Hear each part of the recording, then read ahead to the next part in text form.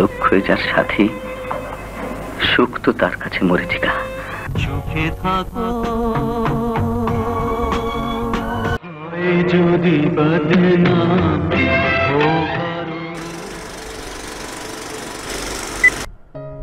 আসসালামু আলাইকুম প্রিয় বন্ধুরা, সবাই ভালো আছেন নিশ্চয়ই।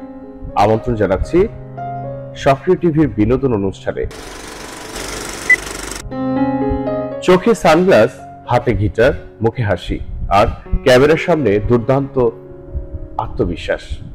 বলছি এক সময়কার রূপালী পর্দার স্টাইলিশ নায়ক, যিনি লাখো ভক্তের হৃদয়ে ঠাঁই করে নিয়েছিলেন।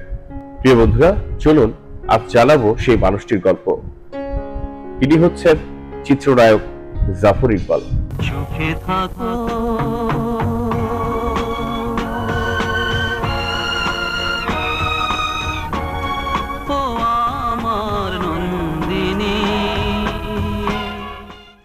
চিত্রনায়ক জাফর ইকবাল জন্মগ্রহণ করেন 1950 সালের 25শে সেপ্টেম্বর ঢাকায়। তিনি একটি সাংস্কৃতিক পরিবারের সন্তান। তার বড় ভাই আনোয়ার পারভেজ ছিলেন খ্যাতিমান সুরকার ও সঙ্গীত পরিচালক। তার ছোট বোন শাহনাজ রহমতুল্লাহ ছিলেন বিখ্যাত কণ্ঠশিল্পী।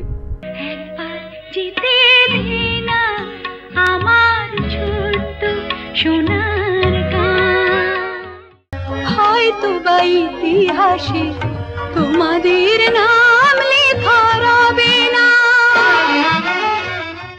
তারা তুই দেশের কথা বল রে বারবার। আর তিনি এই পরিবারের সন্তান হয়ে তার রক্তে মিশেছিল সুর।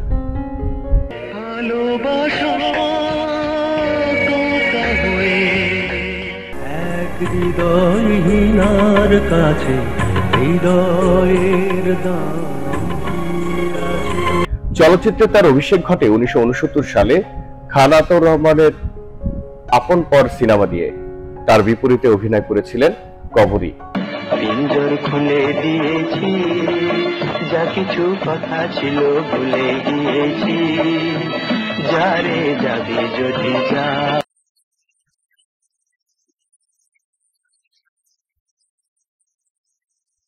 আপন পর সিনেমা দিয়েই যাত্রা শুরু, আর পেছনে তাকাতে হয়নি তাকে।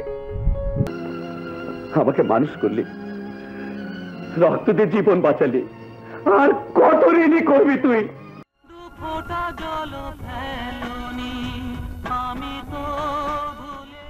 জাফর ইকবাল ছিলেন গায়ক হিসেবে অত্যন্ত জনপ্রিয়। তিনি পারফরমেন্স করেছিলেন মঞ্চে, ব্যান্ড দলে এবং সিনেমাতে।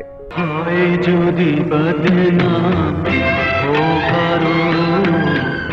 আমি তো এখন আর নই কারো। জানা যায় ফিলিংস ব্যান্ডের শুরুর দিকে কিছু পারফরমেন্স করেছিলেন তিনি।